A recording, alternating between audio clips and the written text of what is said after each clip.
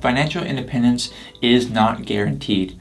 Nothing in life is guaranteed. There are some things that can threaten your financial independence, and you need to know about them, and you need to know how that you can combat them. So make sure that you stay to the end of this video, because every time I'm going to present a problem on what's going to threaten your financial independence, I'm going to give you a realistic solution that you could use, that you could put in your tool belt, and you could use in order to get yourself out of that problem once you become financially independent. And the first threat to financial independence that I want to talk about is health insurance costs. So this is something that is always on everyone's mind when it comes to financial independence, and when it comes to retiring early. It can be really scary to think about how expensive health insurance is and how expensive it could get. So we have seen that health insurance has been rising faster than inflation. It has becoming more expensive as compared to the general inflation rate. And so that is something that is definitely to fear, because that could continue on and that could keep happening. There is also the fear of the cost of health insurance in general. So right now in the US, we actually do have some form of subsidized health insurance, and that could go away at any time. That program could end and we could no longer have subsidized health insurance. But would the cost go down with it? I don't know. If the cost stayed the same, then we could be looking at very expensive health insurance bills. Healthcare.gov is a solution for many people in the F.I.R.E community looking to get affordable health insurance. And it could work based on our income levels once we become financially independent. However, that could change at any time. That program could go away, the subsidy could go away, and so we need to come up with a solution to health insurance. And so one of the best solutions that I've been looking at, and I think that is actually pretty realistic, is known as medical tourism. Medical tourism is something that I think that those of us in the financial independence community could utilize a lot easier than most people, because we have so much more flexibility of time. And what I mean by medical tourism is literally going somewhere else where health insurance, or should I say health care, is really inexpensive, and therefore utilizing our USD, our dollars, and purchasing their services in their country at a much lower price. For example, many people do this every single year. They go to our neighbor to the south. They go to Mexico and they get, health care. They have health care services rendered to them at a very, very low price compared to what it would be if you were to stay and do it in the United States. And there are many other countries where this can work as well. Another popular place I think is Thailand, and just so many other places around the world. So medical tourism, don't write it off as being something that's too crazy, or that is not going to work, or that is like very risky or anything like that. There are plenty of countries where the cost of healthcare is very low to us, where also it is very high in quality. I think that medical tourism is probably going to be the future of making sure that we have a little bit more certainty in our healthcare costs. Number two, a really big threat to financial independence, I think, is the changing tax laws. So as we all know, the tax laws can change at any time. Any new administration can come in and change US tax laws. And that could drastically affect those of us in the financial independence community, because usually we are actually utilizing some pretty crazy stuff within the tax laws. We are usually doing something that is, a little bit more niche within those tax laws. We might be utilizing the 72T rule in order to get money out of our retirement accounts. We might be utilizing the Roth IRA ladder strategy. The taxes could just increase in general. Taxes could increase for everybody, no matter what income bracket you're in. So usually right now in the financial independence community, you're going to expect to get lower income in the future, because it might actually all be generated from investments, or mostly from investments, because you don't have a large savings rate anymore, and so you need less money to actually live off of them when you're actually earning and actually contributing to your financial independence. And so usually that was something that we were going to rely on. Like, we'll be in the low tax brackets anyway, but that could change. The taxes could go up for everyone.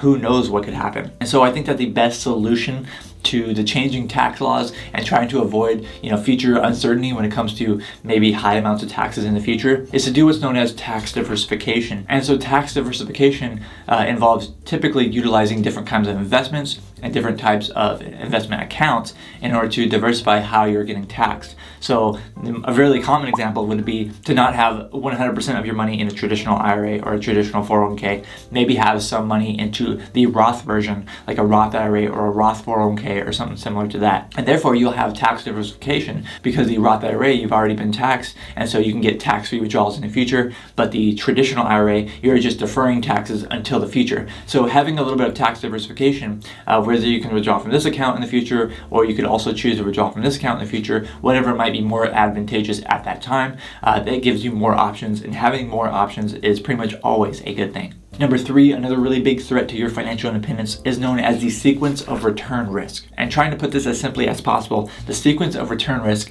is where if you experience really low returns early on in your retirement. And the reason that would be a bad thing is because that means that you're withdrawing from your portfolio as a larger percentage early on. And that could affect your portfolio later on. So generally speaking, we like to say that the first 10 years of your financial independence, the first 10 years of when you're withdrawing from your assets is probably the most vital, where you don't want to withdraw too much out of those investments, because that's going to affect 20, 30, 40, 50 years down the line. And so if you happen to actually retire in like a peak of the market, and then you experience like significant downturn, and you're actually still withdrawing what you were originally doing at the top, and we have a significant downturn for a long time, then that means you're going to be depleting your portfolio a lot more than someone who maybe retired and then we still had a bull market for another 5 years after that. And I think the best person to explain this is from Early Retirement Now, also known as Big Earn. And so he has an entire series, a blog series on this. It's many blog posts on this, and it's a really great resource. You can type in Early Retirement Now, sequence of return risk on Google, and I guarantee it'll pop up. So if you're interested in learning more, make sure you check out his work. Now, there are many solutions to the sequence of return risk, but one of the biggest ones that stands out is by lowering your initial volatility. So when you first go into financial independence, one thing that you can do is, instead of being 100% stocks, have less in stocks and have more in bonds. And then you can slowly increase back into having more stocks. So for example, let's say, day one, you're looking to retire early and the markets are doing well. You can go ahead and rebalance your portfolio and be let's say 70% stocks and 30% bonds. And then over the next 10 years, you can slowly go from 30% bonds to 20% bonds, and from 70% stocks to 80% stocks. So every year you could say you're going to switch over 1%. And then after 10 years, you have already had that most critical time of sequence of return risk, you can return back to having more equities so that you can have more long-term growth. But initially, in those first 10 years, you wanted a little bit lower of volatility, and that's what the bonds would have presented you with. Next up on this list, another really big threat to your financial independence is inflation. And right now, at least as I make this video, inflation is a very big risk that is kind of happening right now that a lot of people are taking note of. However, what this really means when it comes to inflation is basically that your purchasing power is decreasing because the cost of goods and services are going up in relation to your currency. So for example, the US dollar, $1 is giving you less goods and services every single year that goes by. But especially in periods of higher inflation than what is normal, that means that you are losing purchasing power a lot faster. So typically we want the inflation rate to be, pretty low. I think the federal target is somewhere around 2% or something close to that when it comes to inflation. But if we're experiencing inflation rates that are 5-6%, that's almost triple what our targeted rate is, and therefore goods and services are becoming more expensive relative to the dollar, 2 or 3 times faster than what they should have been. And this decrease in our purchasing power is going to be measured by what's known as the CPI, or the Consumer Price Index. And the Consumer Price Index is probably the most common tracker for what inflation is. They track a certain basket of goods, as they call it, and that is going to determine how expensive that basket of goods is getting and how much the inflation rate was, from year to year, or even from quarter to quarter, or sometimes month to month. And for inflation, since it's kind of something that's kind of coming on the radar recently, I want to give 3 solutions instead of just one here. So the first solution is to use your investments as a hedge against inflation. The good thing here is that stocks will hedge against inflation. Real estate will hedge against inflation, at least generally speaking. However, bonds do not hedge against inflation, and having money in a savings account does not hedge against inflation, unfortunately. And so having more of your investments in those equities and in real estate and other investments that may hedge against inflation, that could definitely help you, especially in times of where inflation is kind of going out of control. Another thing that you could do is to only adjust your F.I.R.E spending if it is necessary. So generally speaking, when you're financially independent and inflation happens, you're supposed to increase your spending. You're supposed to increase your withdrawals to match inflation. But if you personally do not experience that kind of inflation, then I don't think it's necessary for you to actually increase your withdrawals based on the CPI, because the CPI might not apply to you.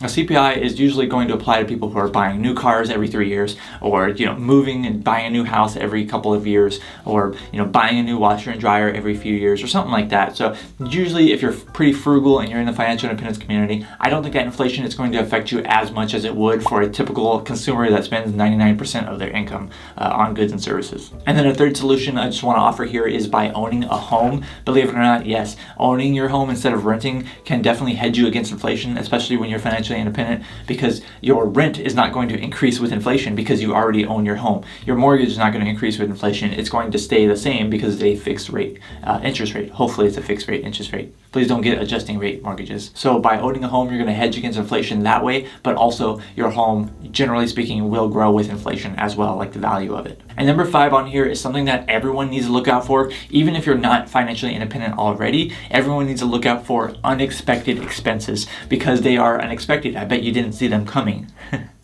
Unexpected expenses can prop up at any time, whether you're on the path to financial independence or you're already financially independent. And especially when you're financially independent, you need to look out for them and you need to have solutions for them. And that's because that if you have to take a really large withdrawal from your portfolio due to an unexpected expense, that could definitely negatively affect you many years down the line because you liquidated some of your net worth. And that's going to always affect something down the line. That's going to affect how much your net worth grows or stays the same relative to inflation down the line. This could be something like big medical expenses. It could also be like having unexpected children.